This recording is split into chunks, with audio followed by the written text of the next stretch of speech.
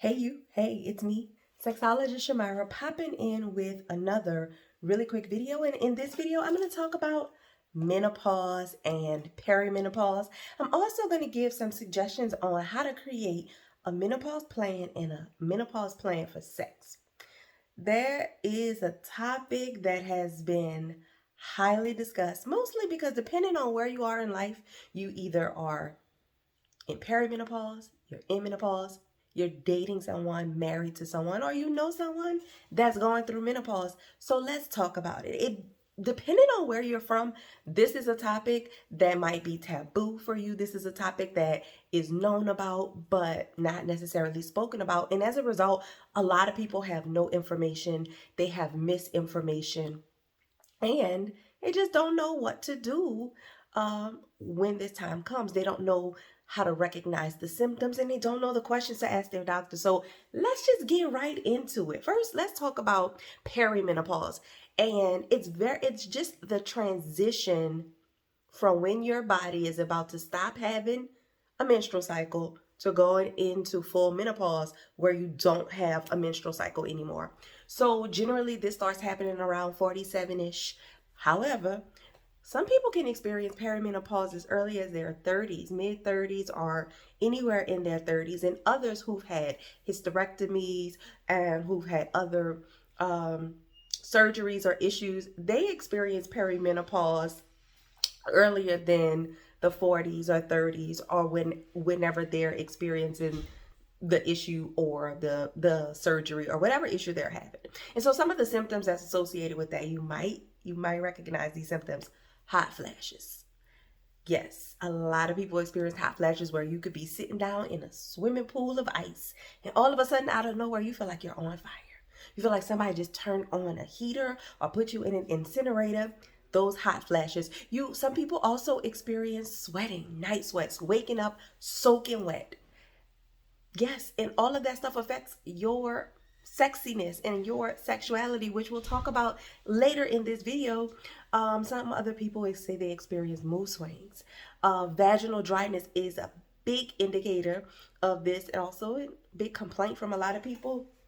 And also just not being in the mood for sex or just having different types of mood swings. All of that is perimenopause, which is the transition from where you're no longer about to have your menstrual cycle to menopause, where you go through 12 months with no cycle or no period.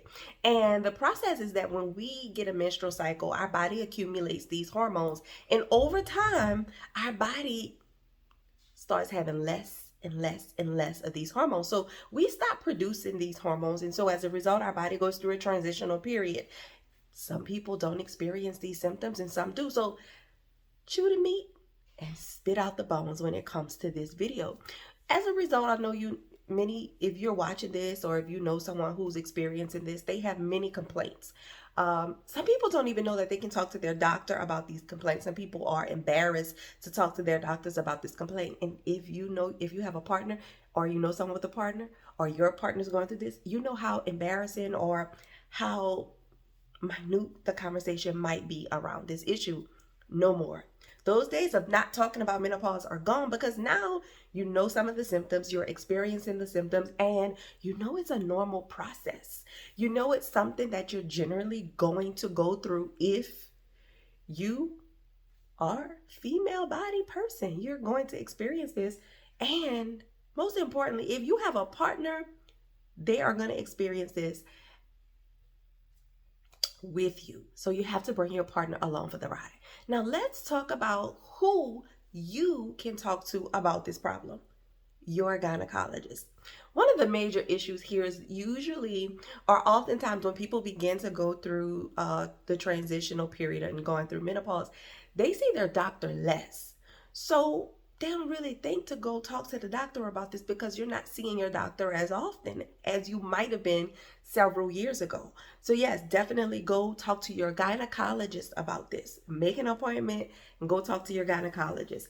And bring your menopause plan with you. And when I talk about a menopause plan, I mean something that you could get, you write this stuff down in a notebook where you're keeping track of things. You can keep a voice memo or you could keep notes on your phone, whatever is easiest for you. But You got to talk to your doctor about this, because you have to have somebody that can help you manage this, tell you what to do, tell you what to look for and what to watch out for. Especially when you're having issues that are preventing you from wanting to be sexual with your partner, if that's what you want. So first, you want to keep track of all your symptoms, right? So if you've noticed that you've been having the same symptoms over a period of time, write that down. Keep a track of it. So you want to write down when you had the symptom, what it was like, how often it's been occurring, and what's going on in your life during the time of the symptoms. For example, if you noticed from October 3rd to October 15th, every night between 1 a.m. and 3 a.m., you woke up soaking wet in sweats, and you slept naked during those times, you want to make sure that you're writing this down, so that when you talk to your doctor about this and you want to know what you can do to remedy this, you'll have proof, or you won't have to rely on your memory. Because if you're anything like me, if you don't write this stuff down, you don't remember it. So you can go to your book and you can say, okay, yeah, I remember on this date, this is what happened to me. So that's one thing to do, is to keep track of all your symptoms. And when it comes to sex,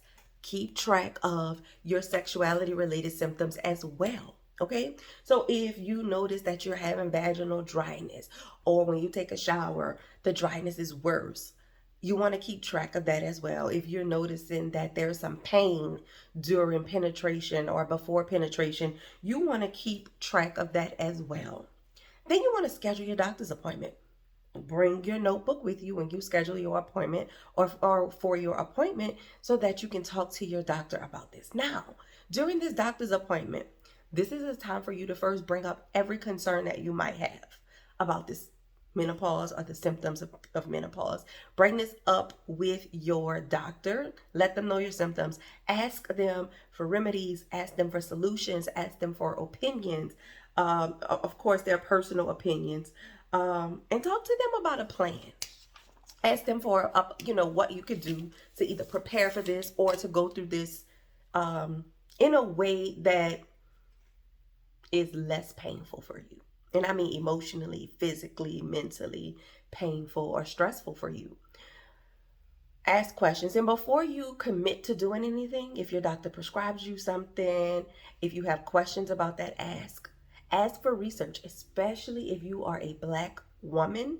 You want to ask for the efficacy of this product or this prescription or this solution that they're telling you to do. Ask for clinical trials and studies that have been done on women like you, or people like you who've experienced this, just so you can see what other people are saying. Ask for menopause support groups that might be available to you, right?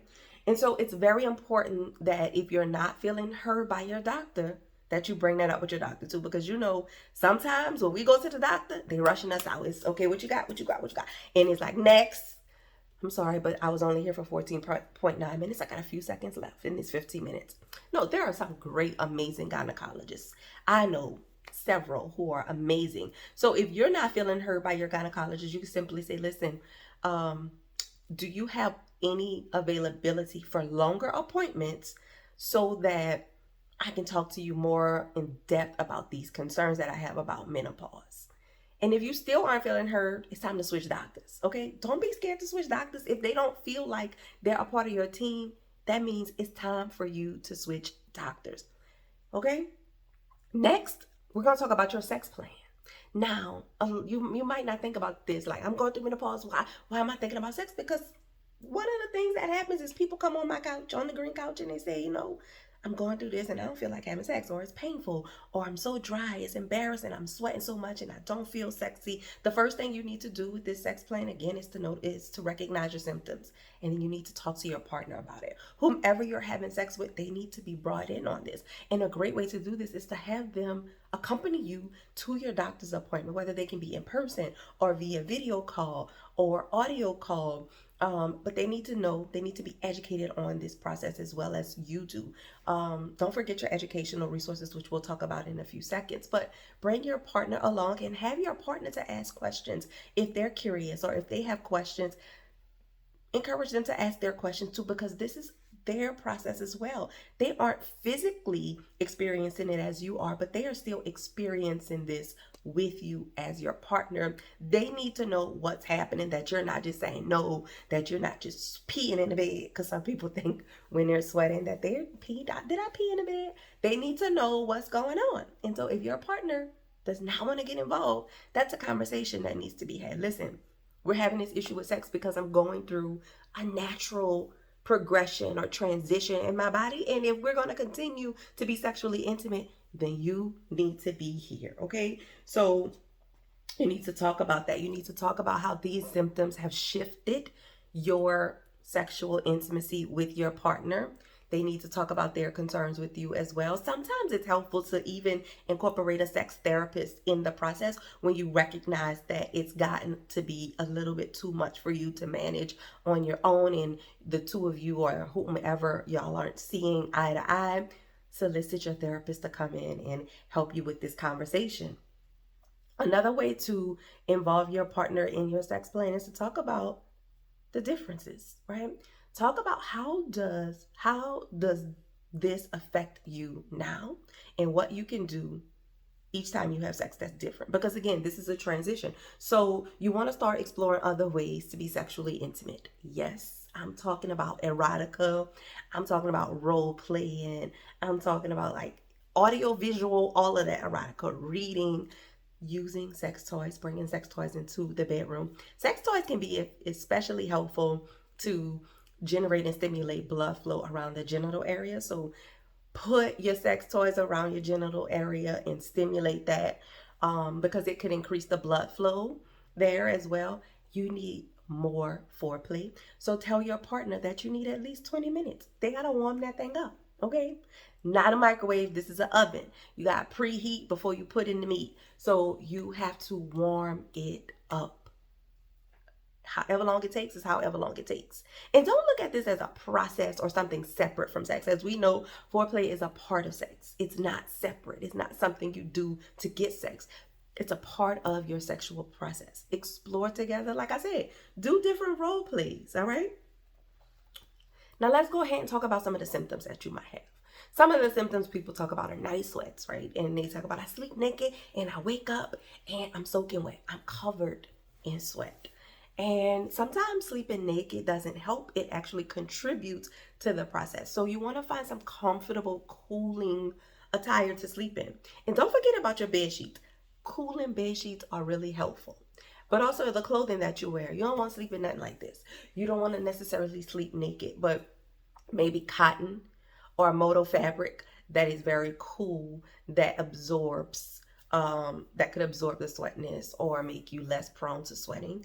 Be careful when you're using your body butters and oils as well, because that could also contribute to your sweating. And then instead, for the products you use, you could opt for some in-shower moisturization products like in-shower lotions or in-shower body conditioners. Those work really well as well. During the day, if you're worried about sweating during the day or hot flashes, it's great to wear moisture wicking fabrics, right? So that way you're not just walking around with sweat. Moisture wicking moisture wicking Look, I'm not editing this, but I want you to say moisture wicking fabrics 5 times in a row, and let me know how you do. But yes, you want to wear clothing that can wick away the moisture from your body and not allow it to stick to you. You also want to probably dress in layers depending on the season, so that when you are experiencing this, you could take it off. Working with a therapist, especially a sex therapist, when you're going through this transitional period or you're experiencing symptoms of menopause can be helpful, because you can learn mindfulness techniques that can assist you when you're experiencing hot flashes or night sweats, to help you deal with that in a way that doesn't take you over the edge and stress you out even more, right? The final thing I want you to remember about this process of menopause and this experience is it's just that. Remember when you first got your period? Or you remember when you got your first job? Or you remember when you switched jobs? Remember when you quit a job? Remember when you got fired from a job? Remember that? Remember the adjustments that you had to go through? Remember that? That's what this is as well. This is an adjustment period. This is a transitional period for you, and you can definitely get through this, right?